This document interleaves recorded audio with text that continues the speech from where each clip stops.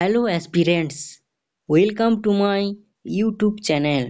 এসএমএফডব্লিউবির admission হয়েছিল গত 28শে জুলাই। তোমরা এখন সবাই আশা করে আছো যে তোমাদের রেজাল্ট কবে বেরোবে। দেখো, ইনফরমেশান বুলেটিনে যেটি বলা ছিল যে 1লা আগস্ট তোমাদের রেজাল্ট বেরোনোর একটি কথা সেখানে উল্লেখ ছিল, কিন্তু 1লা আগস্ট তোমাদের রেজাল্ট বেরোয়নি। তো এতদিন হয়ে গেল, তো তোমাদের কি রেজাল্ট বেরোবে না?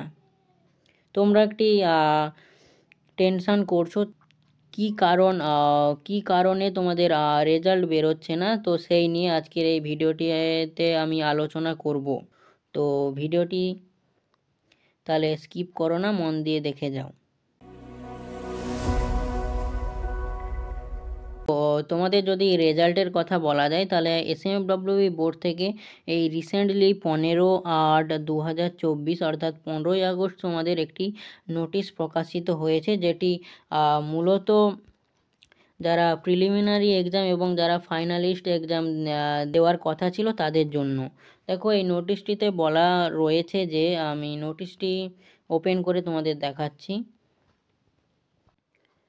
দেখো, এই নোটিশটিতে বলা রয়েছে যারা প্রিলিমিনারি এক্সাম এবং ফাইনাল এক্সাম দেবে তাদের এক্সামিনেশান হওয়ার কথা ছিল 21 আগস্ট টু 24 আগস্ট। এই টাইমের মধ্যে তাদের এক্সামিনেশান হওয়ার কথা ছিল, কিন্তু এই টাইমে তাদের এক্সামিনেশান হবে না। অনিবার্য কারণবশত তাদের এক্সামিনেশান পোস্টপোন করা হয়েছে। দেখো, এই অনিবার্য কারণ যেটি মূলত তোমরা অবশ্যই প্রত্যেকেই আন্দাজ করতে কিছু পেরেছো, যে বর্তমান দিনে আরজিকর মেডিকেল কলেজে যা ঘটনা ঘটেছে সেই নিয়েই এক্সামিনেশান পিছিয়ে দেওয়া হয়েছে। দেখো, এই এক্সামিনেশানের পিছনের মূল কারণ তো ওটি, কিন্তু এর পাশাপাশি তোমাদের যে রেজাল্ট বেরোয়নি সেটিরও কারণ হচ্ছে যে এই আরজিকর মেডিকেল কলেজের যে ঘটনা। তো আমরা স্পষ্টই বুঝতে পেরেছি যে কী কারণে তোমাদের রেজাল্ট বেরোতে দেরি হচ্ছে। দেখো, তোমাদের আগে একটি এসএমডব্লিউ বোর্ড থেকে একটি নোটিশ প্রকাশিত হয়েছিল, যেটিতে বলা ছিল যে অনিবার্য কারণবশত তোমাদের যে রেজাল্ট সেটি বেরোচ্ছে না। দেখো, এই নোটিশে আমরা যেটি জানতে পেরেছিলাম যে ওবিসি এনসিএল এর যে সুপ্রিম কোর্টে যে কেসটি চলতেছিল তার কোনো রায় এসছিল না বলে তাই রেজাল্ট তোমাদের দেরি হতেছিল, কিন্তু সেই মুহূর্তে পরবর্তীতে এই আরজি করের ঘটনাটি ঘটলো, তো সেই জন্য তোমাদের রেজাল্ট বেরোচ্ছে না এবং প্রিলিমিনারি এবং যারা ফাইনাল এক্সামিনেশান স্টুডেন্টরা ছিল তাদের এক্সামিনেশানও পোস্টপোন হয়েছে।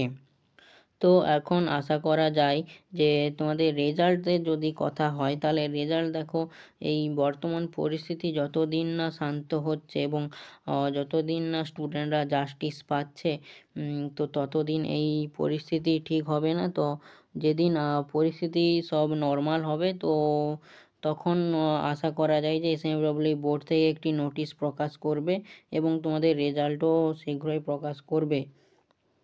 আগামী দিনে যদি কোনো নোটিশ প্রকাশিত করে এসএমডব্লিউ বোর্ড, আমি আমার ভিডিওর মাধ্যমে জানিয়ে দেব। তো যারা আমার চ্যানেলটিতে প্রথম ভিজিট করেছো, তো তারা চ্যানেলটিকে প্লিজ সাবস্ক্রাইব করে রাখবে এবং পাশে থাকা বেল আইকনটির অল নোটিফিকেশান অন করে রাখবে। দেখো, এরকম ইনফরমেশান পেতে তো তোমাদেরকে তো আমার চ্যানেলের সঙ্গে যুক্ত থাকতে হবে, নাহলে তোমরা এরকম আপডেট পাবে না। তো তোমাদেরকে তাই বলা যে চ্যানেলের সাথে অবশ্যই তোমরা যুক্ত থাকবে। দেখো, এখানে আরজি করের যে ঘটনা সেটি আমরা সবাই চাই যে একটি জাস্টিস হোক এবং যে অপরাধী সে কঠোরতম শাস্তি পাক। দেখো, আরজি করের ঘটনা আমি বেশি কিছু বলছি না, তোমরা নিউজ চ্যানেলে অনেক কিছুই জানতে পেরেছো এবং শুনেছো। ফার্দার কোনো যদি তোমাদের নোটিশ প্রকাশিত হয় আমি জানিয়ে দেব। দেখো, তোমাদের কাউন্সিলে কোন কোন ডকুমেন্ট তোমাদের প্রয়োজন সেই ডকুমেন্ট নিয়ে একটি আমি ভিডিও আমি আপলোড করে রেখেছি, তো তোমরা অবশ্যই সেই ভিডিওটি দেখবে এবং সেই ভিডিওটিতে বলা রয়েছে যে মেডিকেল সার্টিফিকেট এবং তোমাদের যে ক্যারেক্টার সার্টিফিকেট প্রয়োজন হয় সেটির ফরম্যাটটিও আমি ভিডিওটিতে বলেছি এবং ওই ফরম্যাটগুলি তোমরা আমার টেলিগ্রাম চ্যানেলে পাবে। ওই ভিডিওটিতে অবশ্যই দেখবে তোমরা, ওখানে বলা রয়েছে এবং আমি টেলিগ্রাম চ্যানেলের লিঙ্কটি আমার এই ভিডিও ডেসক্রিপশান বক্সে পিন করে দেবো এবং ফার্স্ট কমেন্টেও পিন করে দেবো। তোমরা অবশ্যই টেলিগ্রাম চ্যানেলে জয়েন হয়ে যাবে। তোমাদের যদি কোনো কিছু নিয়ে কোয়ারিজ বা কোনো ডাউট থাকে তাহলে আমাকে কমেন্ট বক্সে কমেন্ট করতে পারো। তো আজকের মতো ভিডিওটি এই পর্যন্তই। দেখা হচ্ছে আগামী দিনে এক নতুন ভিডিওতে। বর্তমান দিনে যা পরিস্থিতি, তোমরা সবাই সুস্থ থেকো এবং ভালো থেকো, সাবধানে থেকো। সো আজকের মতো টাটা।